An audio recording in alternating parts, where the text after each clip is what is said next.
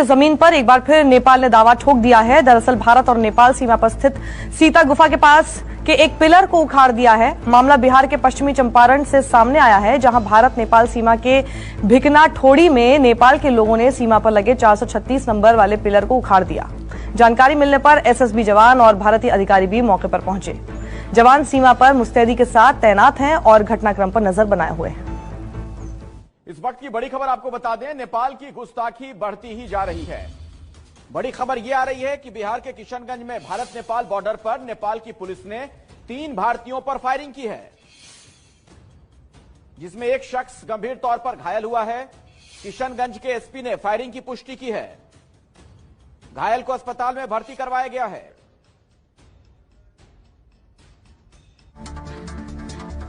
और अब बात अपने रोटी बेटी वाले देश नेपाल की। अभी तक नेपाल का नाम बेहद सम्मान से लिया जाता था, लेकिन पीएम ओली ने चीन की मीठी वाली गोली के चक्कर में नेपाल का सम्मान मिट्टी में मिला दिया है। कुछ दिन पहले तक ओली कह रहे थे भगवान राम का जन्म नेपाल में हुआ था और माता सीता को बिहार के मिथिला का बता रहे थे, लेकिन अब सीता गुफा पर भी नेपाल दावा ठोक रहा है, जिसे लेकर भारत नेपाल सीमा पर सीता माता की गुफा पर विवाद शुरू हो गया है। बिहार के पश्चिमी चंपारण में मौजूद इस गुफा के पास लगे खंभों को नेपालियों ने उखाड़ दिया है। लेकिन मैंने पीएम ओली से पूछा था कि अगर भगवान राम का जन्म नेपाल में हुआ था तो सरयू नदी कहां है, क्योंकि हिंदुस्तान की अयोध्या तो सरयू नदी के किनारे ही है। लेकिन ओली वाली अयोध्या में कौन सी नदी बहती है?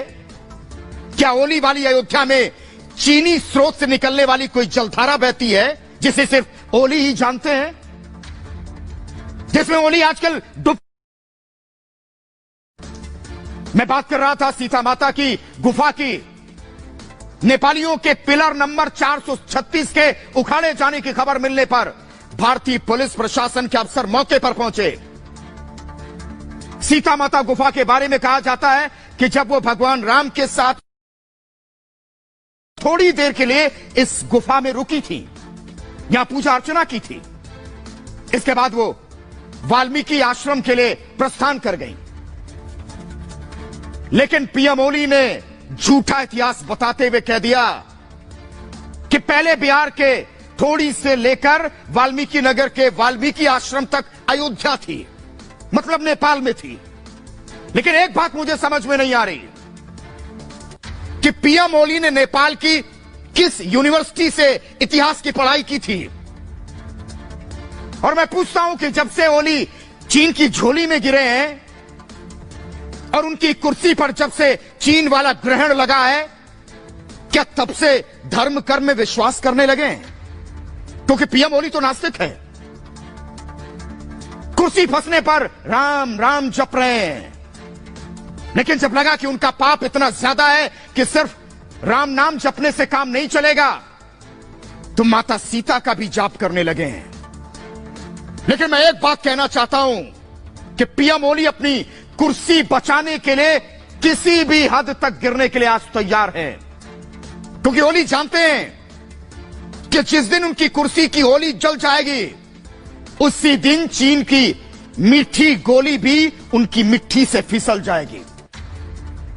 और इसके साथ ही मैं एक बात और आपको बताना चाहता हूं। चमगादड़ चीन की पूरी कोशिश है कि भारत और नेपाल के संबंध खराब हो जाएं और ओली से मुफीद कोई दूसरा व्यक्ति कोरोना किंग जिनपिंग को मिल ही नहीं सकता।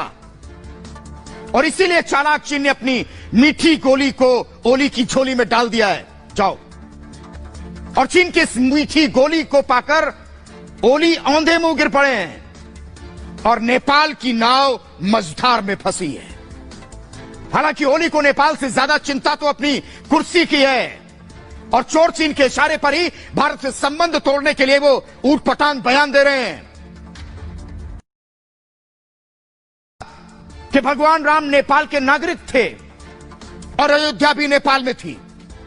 पीएम ओली के इन्हीं बयानों के बाद से ही बिहार बॉर्डर पर नेपाली रोज नई नई हरकतें कर रहे हैं। लेकिन मैं कहता हूं कि नेपाल भारत के धैर्य की परीक्षा ना ले। अगर भारत का धैर्य टूट गया तो वो समंदर के सैलाब से भी ज्यादा खतरनाक होगा। और वही पीएम ओली की ओछी हरकतों ने नेपाल के बांके और बर्दिया इलाके के किसान इन दिनों दोहरी मुसीबत में हैं।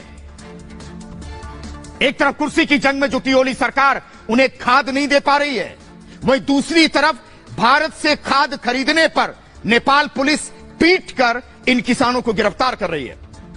कह रही है कि भारत से खाद मत खरीदो। नेपाल की प्रमुख वेबसाइट काठमांडू पोस्ट ने किसानों की दुर्दशा पर एक रिपोर्ट छापी है और इस रिपोर्ट में कहा गया कि खाद के लिए किसान दर दर भटक रहे हैं, क्योंकि खाद तो हमारे यहां से जाती है। धान की खेती में जुटे किसानों को ओली सरकार खाद नहीं दे पा रही है। लेकिन मैं कहता हूं, ओली को चीन की मीठी वाली गोली से फुर्सत मिले तब किसानों को खाद देंगे। अभी तो उन्हें खाद पानी की जरूरत है। ओली की ओछी हरकतों से परेशान नेपाल के किसान हमेशा की तरह भारत से खाद खरीदते आए हैं। कुछ दिन तो ओली की पुलिस ने आंखें बंद कर ली थी, लेकिन अब अपने ही किसानों पर ओली की पुलिस लाठियां बरसा रही है। भारत सरकार खाद में किसानों को सब्सिडी देती है और इस खाद के निर्यात पर पाबंदी भी है, लेकिन नेपाल के किसान इस खाद को 1000 से 1500 तक प्रति बोरी के हिसाब से खरीदते हैं। बता दें कि धान की खेती का समय और इस वक्त किसान को खाद की जरूरत होती है, लेकिन ओली को क्या, उनके लिए न सावन हरा न भादों सूखा। मेरे कहने का मतलब यह कि ओली की 10 उंगलियां घी में है, सिर कढ़ाई में है। यानी ओली चीनी वाली गोली की चाशनी, आंखें तक नहीं खुल रही हैं। लेकिन जब तक ओली की आंखों से चीनी गोली का ये शीरा हटेगा, तब तक नेपाल का इतिहास और भूगोल सब बदल चुका होगा।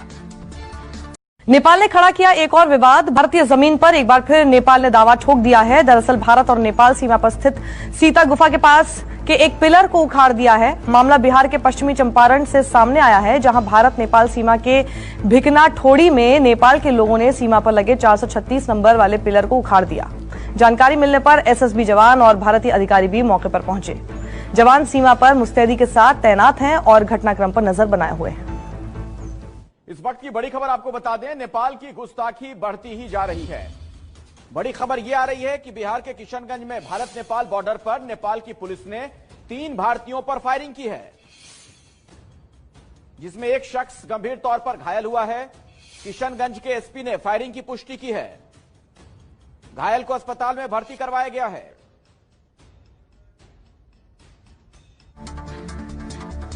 और अब बात अपने रोटी बेटी वाले देश नेपाल की। अभी तक नेपाल का नाम बेहद सम्मान से लिया जाता था, लेकिन पीएम ओली ने चीन की मीठी वाली गोली के चक्कर में नेपाल का सम्मान मिट्टी में मिला दिया है। कुछ दिन पहले तक ओली कह रहे थे भगवान राम का जन्म नेपाल में हुआ था और माता सीता को बिहार के मिथिला का बता रहे थे, लेकिन अब सीता गुफा पर भी नेपाल दावा ठोक रहा है, जिसे लेकर भारत नेपाल सीमा पर सीता माता की गुफा पर विवाद शुरू हो गया है। बिहार के पश्चिमी चंपारण में मौजूद इस गुफा के पास लगे खंभों को नेपालियों ने उखाड़ दिया है। लेकिन मैंने पीएम ओली से पूछा था कि अगर भगवान राम का जन्म नेपाल में हुआ था तो सरयू नदी कहां है, क्योंकि हिंदुस्तान की अयोध्या तो सरयू नदी के किनारे ही है। लेकिन ओली वाली अयोध्या में कौन सी नदी बहती है? क्या ओली वाली अयोध्या में चीनी स्रोत से निकलने वाली कोई जलधारा बहती है जिसे सिर्फ ओली ही जानते हैं, जिसमें ओली आजकल डूब। मैं बात कर रहा था सीता माता की गुफा की। नेपालियों के पिलर नंबर 436 के उखाड़े जाने की खबर मिलने पर भारतीय पुलिस प्रशासन के अफसर मौके पर पहुंचे। सीता माता गुफा के बारे में कहा जाता है कि जब वो भगवान राम के साथ थोड़ी देर के लिए इस गुफा में रुकी थी, यहां पूजा अर्चना की थी। इसके बाद वो वाल्मीकि आश्रम के लिए प्रस्थान कर गई। लेकिन पीएम ओली ने झूठा इतिहास बताते हुए कह दिया कि पहले बिहार के थोड़ी से लेकर वाल्मीकि नगर के वाल्मीकि आश्रम तक अयोध्या थी, मतलब नेपाल में थी। लेकिन एक बात मुझे समझ में नहीं आ रही कि पीएम ओली ने नेपाल की किस यूनिवर्सिटी से इतिहास की पढ़ाई की थी। और मैं पूछता हूं कि जब से ओली चीन की झोली में गिरे हैं और उनकी कुर्सी पर जब से चीन वाला ग्रहण लगा है, क्या तब से धर्म कर्म में विश्वास करने लगे हैं? क्योंकि पीएम ओली तो नास्तिक है। कुर्सी फंसने पर राम राम जप रहे हैं, लेकिन जब लगा कि उनका पाप इतना ज्यादा है कि सिर्फ राम नाम जपने से काम नहीं चलेगा, तो माता सीता का भी जाप करने लगे हैं। लेकिन मैं एक बात कहना चाहता हूं कि पीएम ओली अपनी कुर्सी बचाने के लिए किसी भी हद तक गिरने के लिए आज तैयार हैं, क्योंकि ओली जानते हैं कि जिस दिन उनकी कुर्सी की होली जल जाएगी, उसी दिन चीन की मीठी गोली भी उनकी मिट्टी से फिसल जाएगी। और इसके साथ ही मैं एक बात और आपको बताना चाहता हूं। चमगादड़ चीन की पूरी कोशिश है कि भारत और नेपाल के संबंध खराब हो जाएं और ओली से मुफीद कोई दूसरा व्यक्ति कोरोना किंग जिनपिंग को मिल ही नहीं सकता। और इसीलिए चालाक चीन ने अपनी मीठी गोली को ओली की झोली में डाल दिया है। जाओ।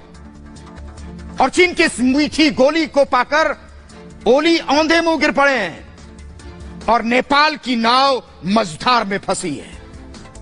हालांकि ओली को नेपाल से ज्यादा चिंता तो अपनी कुर्सी की है और चोर चीन के इशारे पर ही भारत से संबंध तोड़ने के लिए वो ऊटपटांग बयान दे रहे हैं कि भगवान राम नेपाल के नागरिक थे और अयोध्या भी नेपाल में थी। पीएम ओली के इन्हीं बयानों के बाद से ही बिहार बॉर्डर पर नेपाली रोज नई नई हरकतें कर रहे हैं। लेकिन मैं कहता हूं कि नेपाल भारत के धैर्य की परीक्षा ना ले। अगर भारत का धैर्य टूट गया तो वो समंदर के सैलाब से भी ज्यादा खतरनाक होगा। और वही पीएम ओली की ओछी हरकतों ने नेपाल के